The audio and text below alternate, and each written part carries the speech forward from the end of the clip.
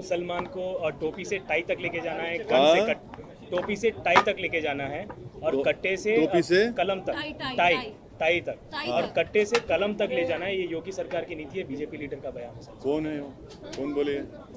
योगी सरकार की नीति आने वाली है। टोपी से टाई? हाँ सर, टोपी से टाई तक। अच्छा। और कट्टे से कलम तक ले जाना है। अच्छा, पहले प्रधानमंत्री को टाई तो पहनाओ, टाई नहीं पहनते वो बेचारे, उनको टाई पहनो बोलो। और ये कट्टे की आप बात कर रहे हैं, आप कितने स्कूल खोले मुस्लिम माइनॉरिटी एरिया में? आप तो सो कॉल्ड गौरक्षक के जरिए टेररिज्म फैला रहे हैं, बगैर कानून को फॉलो करे घर तोड़ रहे हैं। आपका जो माइनॉरिटीज़ का बजट है कितना है बताओ आप? यूपी में है ही नहीं, सिर्फ बातें हैं, झूठ है, धोखा है। आपके पास एक एमएलए नहीं है, मुस्लिम एमएलए, आप टाई पहनाने की बात कर रहे हैं। सर ये प्रयागराज में जो कुछ हुआ है उसके बारे में आप क्या कहना चाहेंगे? नहीं, हम वायलेंस की मजम्मत करते हैं और साथ ही साथ ये भी कहते हैं कि रूल ऑफ लॉ प्रिवेल होना चाहिए और क़ानून की रोशनी में सबके खिलाफ एक्शन लेना चाहिए। वहाँ पर जो बुलडोजर की कार्रवाई हुई सर, उसको कैसे देखते हैं? देखिए, रूल ऑफ लॉ प्रिंसिपल्स को फॉलो होना चाहिए। पिछले चुनाव में इलाहाबाद गए थे, इसी परिवार से ताल्लुक करने वाले लोग आपकी पार्टी से जुड़े थे, इसको कैसे देखते हैं? उनका वहाँ ताल्लुक अब नहीं है। वो अब चुनाव के दौरान में ही उन्होंने समाजवादी पार्टी का समर्थन किया था और फिर अब तो शायद दूसरी पार्टी में हो लोग। प्रयागराज के गवाह जो उमेश पाल है, उनकी सरेआम हत्या हो गई थी, जिसके बाद आरोपियों के घर पर बुलडोजर चला रहे हैं। तो आप हम ये कह रहे हैं कि भारत के संविधान में, इंडियन पीनल कोड में, सीआरपीसी में जो चीज़ें लिखी गई हैं उस पर अमल होना चाहिए। कोई भी अपने हाथ में कानून लेकर ना वायलेंस कर सकता है, ना कोई अपने सत्ता में रहकर उस कानून को तोड़ सकता है। जो भी होगा, रूल ऑफ लॉ, संविधान के तहत कार्रवाई होनी चाहिए सबके खिलाफ। सर, अमृतपाल को लेकर के जिस प्रकार की कार्रवाई चल रही है पंजाब में, अभी सीएम अमित शाह को भी मिल रहे हैं, तो क्या इस इश्यू को किस प्रकार से हैंडल किया जा रहा है सही दिशा में? नहीं, मैं तो बोला हूँ ना कि भाई ये जो बयानात पंजाब से आ रहे हैं, जो स्टेटमेंट्स आ रहे हैं, उस पर बीजेपी के नेता बड़ी खामोशी बनाए बैठे हैं, बड़े खामोशी बनाए बैठे हैं। क्या मतलब है उसका?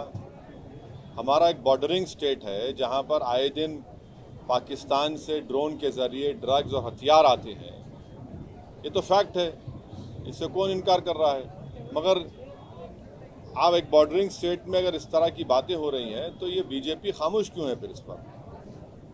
सुप्रीम कोर्ट के फैसले को कैसे देखते हैं? हाँ, सुप्रीम कोर्ट का फैसला मैं वेलकम करता हूँ। मेरा मानना ये है कि आर्टिकल 324 में जो इलेक्शन कमीशन को जो इख्तियारात, जो पावर्स दिए गए हैं उसमें, और मेरे ख्याल से इलेक्शन कमिश्नर और कमीशन और इंडिपेंडेंट होगा और ट्रांसपेरेंसी उसमें पैदा होगी।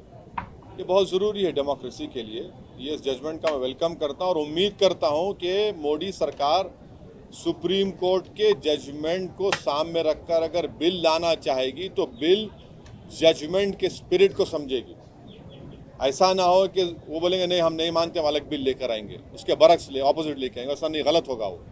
तो सुप्रीम कोर्ट का जजमेंट जो आया है हम उसका वेलकम करते हैं। अडानी पर भी जांच का आदेश दिया है सर सुप्रीम कोर्ट ने, इस पूरे एपिसोड को कैसे देखते हैं? अब देखिए क्या होता है। वो कमेटी बनाई है उन्होंने, मैं पूरा जजमेंट पढ़ा नहीं हूँ, ये रास्ते में था तो थोड़ा पढ़ लिया था इलेक्शन कमीशन का। वो जजमेंट पढ़ूंगा तो जब कुछ बोल सकूंगा। सर, उत्तर प्रदेश के हिसाब से अतीक अहमद का जो उमेश पाल का जो किस्सा चल रहा है अभी, अतीक, मैं अभी बोला हूँ मैं इस बारे में कि हम हर किस्म के वायलेंस का कंडेम करते हैं, चाहे वो स्टेट स्पॉन्सर्ड वायलेंस हो या फिर कोई और माफिया करता हो। किसी को भी इख्तियार नहीं है किसी का जान लेने का। राइट टू लाइफ एक फंडामेंटल राइट है भारत के संविधान में। हालिया दिनों में देखा गया है सर कि बुलडोजर जो है मेन स्ट्रीम हो गया है। हैदराबाद में भी तेलंगाना के जो बीजेपी अध्यक्ष, उन्होंने बोला एक वारंगल के हादसे को लेकर के ताल्लुक से बोला कि बुलडोजर चलाया जाएगा, जो भी जब वो शासन में आएंगे तो बुलडोजर चलाया जाएगा। जो भी क्रिमिनल एक्टिविटी में इन्वॉल्व होता है हम यूपी में देख रहे हैं, हम कई अलग अलग राज्यों में देख रहे हैं जो बुलडोजर की लोग कार्रवाई। बैलेट पर भरोसा नहीं करते वो बुलडोज़र पर करते हैं। जो लोग अंबेडकर के पैगाम को ठुकराते हैं वो बुलडोज़र को अपनाते हैं। जो लोग संविधान को नहीं मानते वो लोग बुलडोज़र को इस्तेमाल करते हैं। जो लोग रूल ऑफ लॉ की ताकत को नहीं मानते वो बुलडोज़र के ज़रिए इन तमाम चीज़ों को बुलडोज़ करना चाहते हैं। सर सीएम योगी ने गैस सिलेंडर के प्राइसेस भी बढ़ गए। हाँ, तो हम तो बोले हैं ना कि अब महिलाओं पे एक और बोझ मोदी हुकूमत ने आयद कर दिया है। कहाँ से लाएंगे भाई इतना?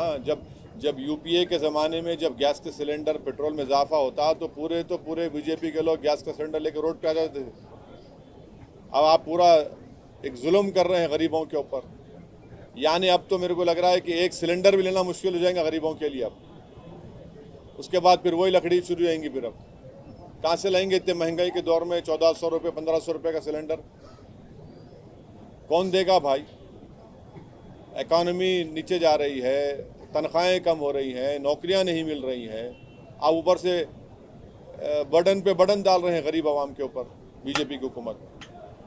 चीन के विदेश मंत्री G20 के समिट के लिए यहाँ आए हैं सर। ये भी कहा जा रहा है कि हमारे विदेश मंत्री उनके विदेश मंत्रियों की बीच में मीटिंग भी होगी, उनके लिए रेड कार्पेट बिछाया जा रहा है।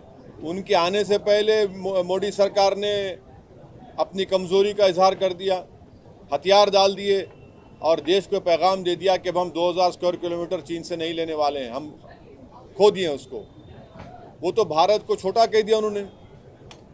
भारत छोटा है क्या बताइए आप? भारत छोटा है, चीन बड़ा है। अरे भाई, भारत एक न्यूक्लियर पावर भी तो है।